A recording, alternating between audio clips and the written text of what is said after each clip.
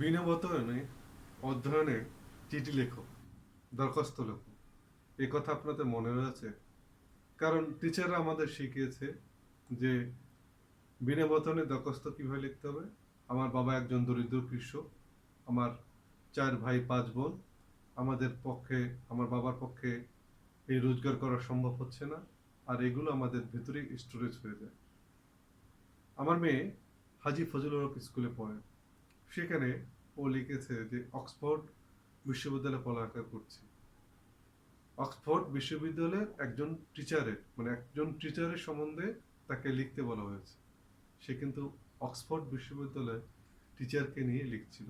তখন পরীক্ষা হলে এক টিচার তাকে বলেছে যে তুমি এটা লিখতে পারো না, কারণ তুমি অক্সফোর্ডে পড়ো না।